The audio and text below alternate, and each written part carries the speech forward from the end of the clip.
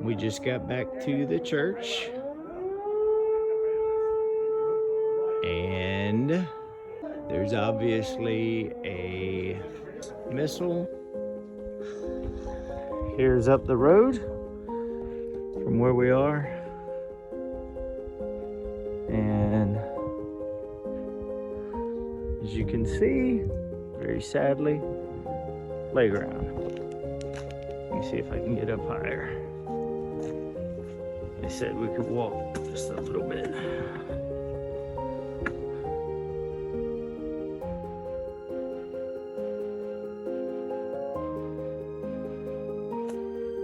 Here is what war has done. And as you can see, this was probably the town center, playground.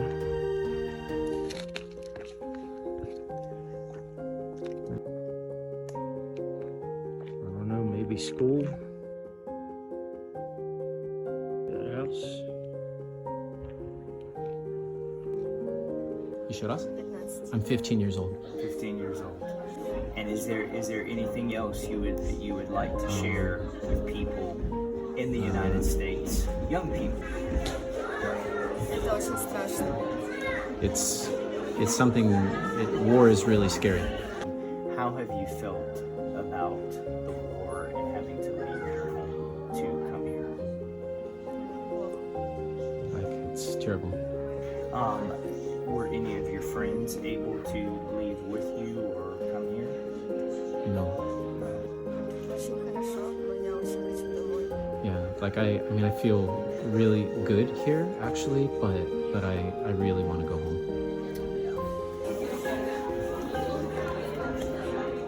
Right here behind me used to be an administrative building of some sort that has been destroyed. This building is a school. A school. This building lived Russian army.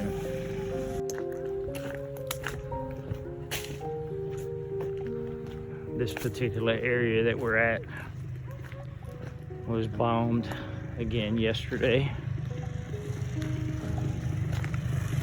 We had an open window, according to the Ukrainian military, to come and distribute relief.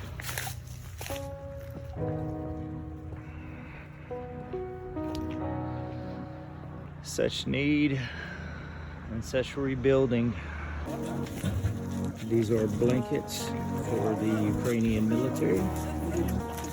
Blankets and sleeping bags, I suppose.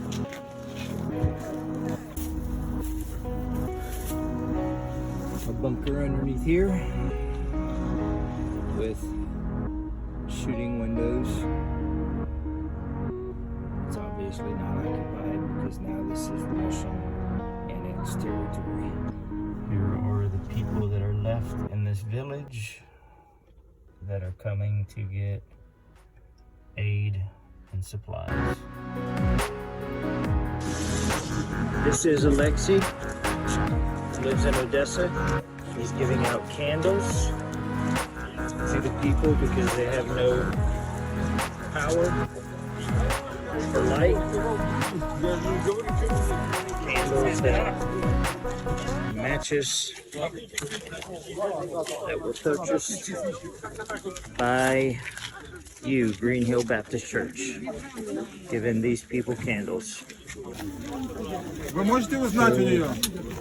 Here are some of the coloring books and crayons from Green Hill that we're able to give out to the children that are left here to provide a little joy and encouragement. So this is Valeria, and she is the psychologist here at the center. And right here, she does group counseling and group sessions with the mothers and the people that come. What have you seen that it is meant to the mothers having this type of service for them? Well, it's pretty handy for them because they need someone to to share their thoughts. They need someone to care about them, to care about their kids. They're sharing a lot of thoughts, a lot of pain also. And it's not only about the mothers, it's about all the women that are coming here, and they really need this support, and they really are trying to do their best to improve their life here and to improve their own feelings about the war and about the a stage of changing that they are involved to.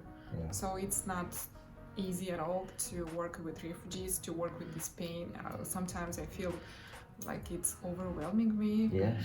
And it's really painful, but I think we're doing the best here, our best. Most painful or tragic or difficult story that you have heard? It's about the kids and moms who were hiding in bomb shells, and they were actually involved into this process of explosions, and they were watching their houses to be ruined, and some of them lost their relatives and their beloved ones. A lot of kids are really stressed about the experience that they had before. Of course, the war it's a big trauma. Devastating. Yeah, Yes. that's true. Yeah. If you could share something or say anything to people in the United States or to the church in the United States, what would you say to them about all of this? Well, we can only share our experience here, and we truly need more help and more support from other sides.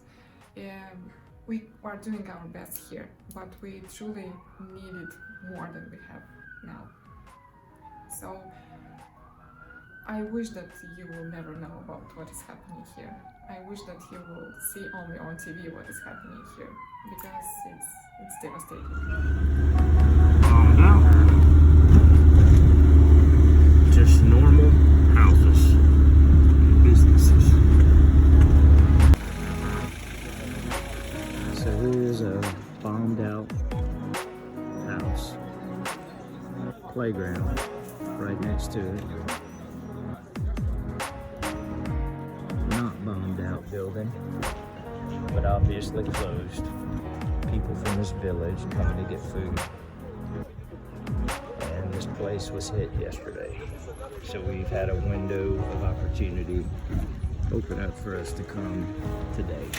Was uprooted from Odessa and was here learning some English as well as two other gentlemen, and so it was just a great experience. So the center here does so many things to help the people, and so thank you for your support and for the help that you have given to that again have not been freed from anything but their normal good way of living in Ukraine.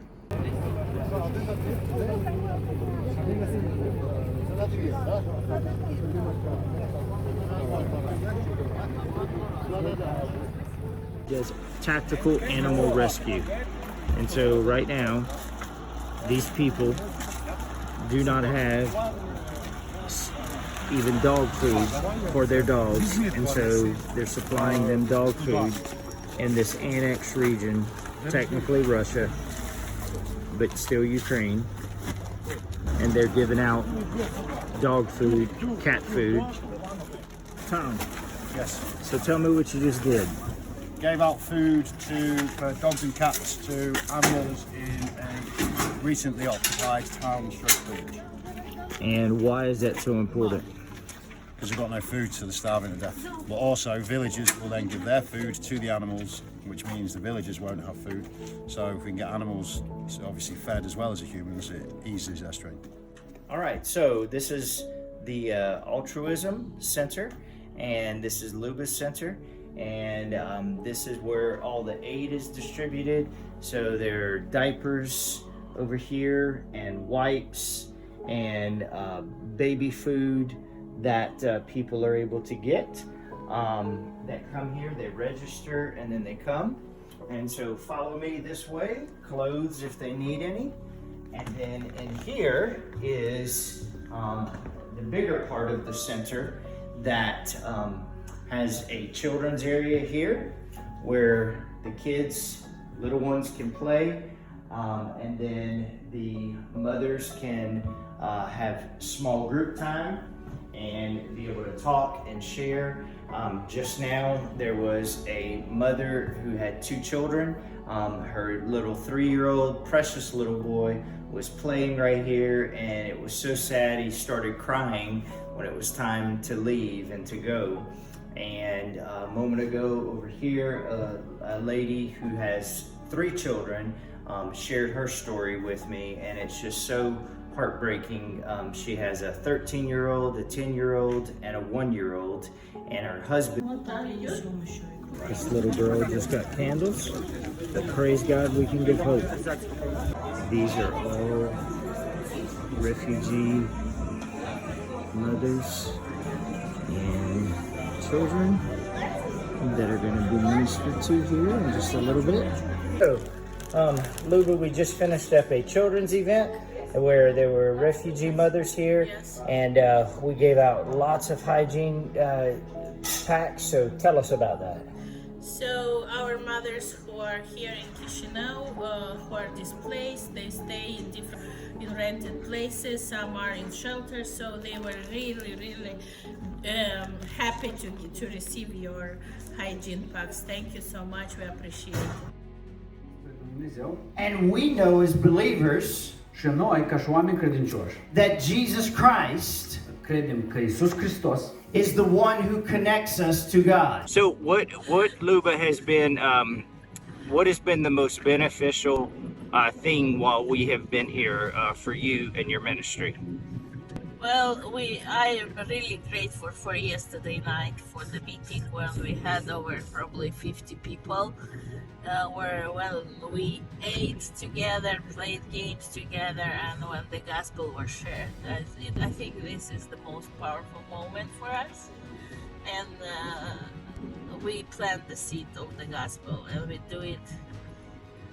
do such events after we have a big distribution of food for refugee families, and we try to do it every time we do that. So next month we will do this big event again. We're now in Kherson territory. The Ukrainian military has allowed us to cross. This is technically Russian annexed area. Thank you, Green Hill Baptist Church, for your support. We are currently in Russian annexed territory. But it's worth it. So while we're standing here, several bombs just went off in the background, or shelling. And so there's obviously still fighting. That's an understatement. But praise God, God is with us, and we are still safe in Russian annexed territory. Well, God bless you. Пусть Бог благословит вас. И вам огромное спасибо Thank за you so помощь, much for за support, поддержку, for за то, что вы своим helping сердцем us, for открыты your нам, open heart for за то, что вы us, служите нам for your своими ministering финансами, us временем. with your time, with your Спасибо. finances. Thank you so much. Another building, just right off from the corner where I was. Another school, maybe. I'm not sure if you can see it, but up there are sandbags. The Ukrainian military is still based soldiers. February, by the 1st of March, Kherson was already occupied. И это были самые страшные дни. And those were actually the scariest days. So tell me about that. No, расскажи мне. There was just kind of this feeling like there was nothing that we could do. There was nowhere we could go. You know, I was afraid for our children. I have two children, and when you know, like jet fighters started flying over us and near us, we would go into the basement, and we lived in ourselves. We lived in the basement for 2 weeks. We would go upstairs just only to get some food or something like that. And so, you know, when we went out in the city, like there's tanks, there's soldiers. So my oldest, my daughter, she's 8 years old, and then I have a young one who's 11 months. She's a dental surgeon. So I decided that I wanted to continue to help people. Yeah, and so you know the explosions continue. There was sometimes shooting in the streets. So I continued to go to work, and we didn't want to leave. We wanted to stay in our home. Probably the scariest was when we were at the last Russian checkpoint, because it was right by the front.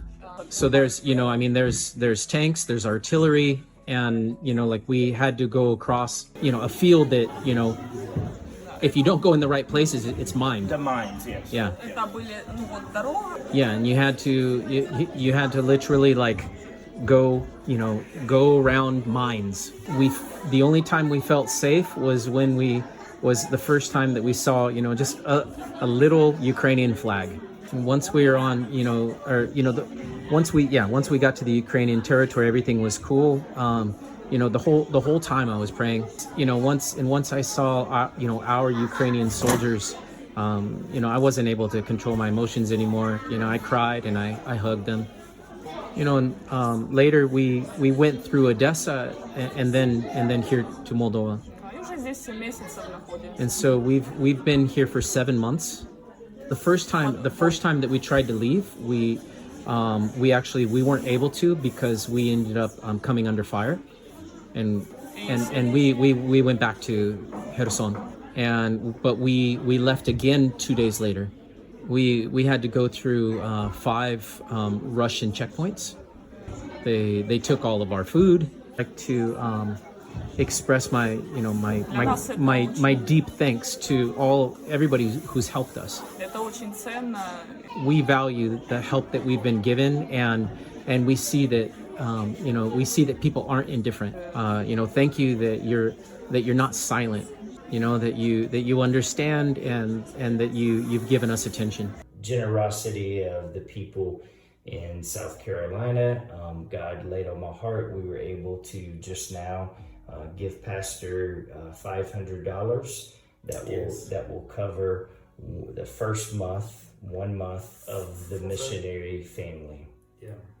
And tell me, the Baptist Union, what did they provide for these church planting efforts? They will give us a building where we will have a possibility to start the church, which is amazing. They will give us a building to use without any interest, without any rent. So we'll not pay nothing for that building. We just will be in position to renovate it, something, to repair something. But this is amazing to have a building. And then for the refugees, how many houses and places do you have for them? We use 5 houses, places, let's say, and some of them we rent, like nearby to Metanoia. Some of them is our hostels or churches with a big space, what is in our administration. Wow. And tell me about, in one house, how many Nigerians are living in this one house? We rent a house, a big house with 23 beds. And in that house we have 52 Nigerian students from Ukraine. They were students on medicine, on technical university. So they are from Nigeria, but who study in Ukraine. And in February, war has come to them, and they quickly come in Moldova. So we're hosting 52 Nigerians in one house. Does the region that you're at, does it have any evangelical churches? So in that region we don't have any evangelical church. When I say any evangelical, any kind of Protestant. So we start with first church in Holerkan. Now we go in another village, in the next village, to start another church. And it looks that in very short time it is possible to open a new church in main city of that region. And our prayer is to continue to plant in more and more churches in that region, because it's most uncovered region in Republic of Moldova. Okay. So our calling is come to help us in this ministry. And how many refugees have you helped in your network? I think it's close to 1,000 refugees who going just through us. During this time, recently, since the war has started? Okay, about refugees, I think we are very tired. Yes. I think we are on our limit. I don't talking just financially. I'm talking about our energy, our emotions. We are on our limit with refugees problem, with Ukrainian problem. Here we are in Moldova, and this is Pastor Valeriu and his wife Ildika. He is the pastor of Metanoia Church, which is a church plant that is 10 years old, and his church is the only church that is doing real relief work in the country of Ukraine from here in Moldova. Because of his good relationships with people at the border, he is able to get through and provide relief. You see right here is one of the buses / vans, and they deliver, their church and their organization, with even other churches partnering with them, deliver anywhere from 2 to 4 loads a week to around 15 churches in Ukraine, various areas, and then those churches have networks that distribute the relief food outward from there. So this wonderful couple, how long have the two of you been married?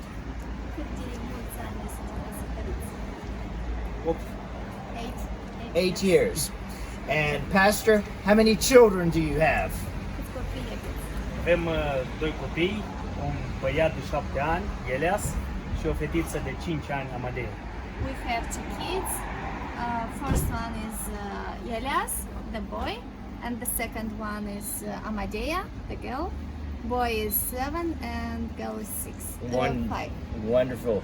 We help other churches to go with aid, with food in Ukraine, because we can be like a platform for other churches to go. What would you say to any pastors or churches here in the United States or in the United States that are watching this?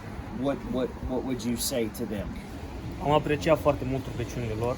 We appreciate very much your prayers și susținerea. and your support.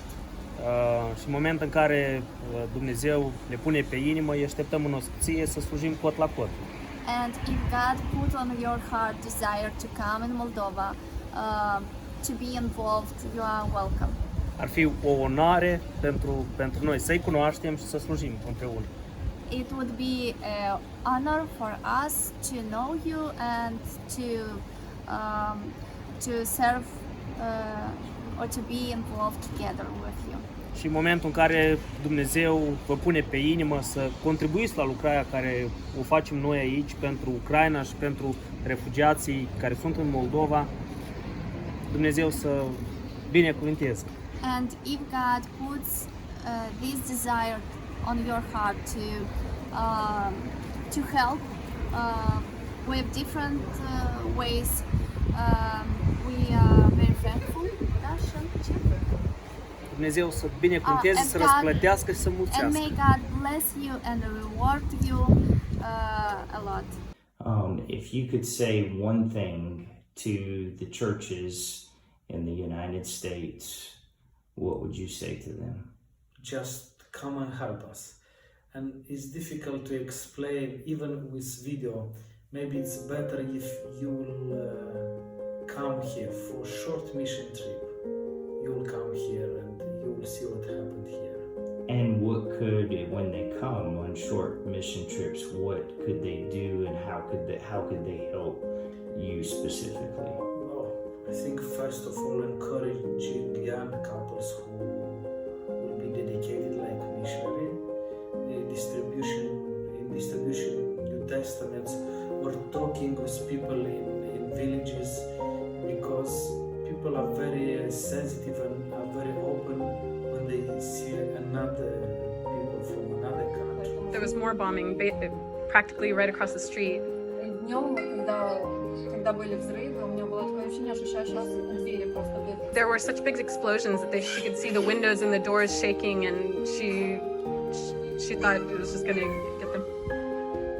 We decided to just leave completely Ukraine. On the 14th of February, the British channels were already saying that that the war is going to begin.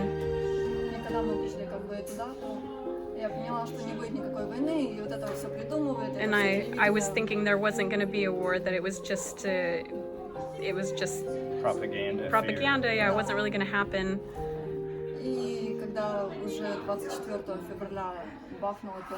So on the 24th of February, there was the first bombing at 5 in the morning, really early. My husband was already waiting, and my kids were sleeping separately, and he was awake. And my husband first heard the bombing since he was awake, and he grabbed me and said, "Quick, grab the documents and get going with the kids." He knew that there was going to be a war, and we really just decided that we need to leave somewhere because we don't want our kids to be left as orphans. So now we're in Moldova. Was your husband able to come with you? Муж мог приехать с вами? No. He stayed there. He had to. My whole life is left there, and we left with with big giant tears. Thank you for sharing your story. Спасибо, что делилась с нами. Thank you too for your help, everything. And then at the beginning we were telling to our kids that this is just fireworks or it's a new year. That's why these sounds we hear. And then at some point when a piece of rocket hit the roof, we decided to leave. It's the first time at this center. Вы здесь у нас первый раз в центре? It's a second time. Second time. And how has this center helped you and your family? И чем помогает вам этот центр? Diapers, baby puree, juices. We are very much help in the need of this food for the older child. With people about the war, what would you say to them? Если бы у вас была возможность сказать людям, которые никогда не были в Украине, о войне, что бы вы сказали? Я бы сказала, что никому не пожелаю такого. I would say that I wouldn't wish anybody to go through this. I've struggled spiritually dealing with this, but I see that God is faithful, and he's giving strength, to move through it.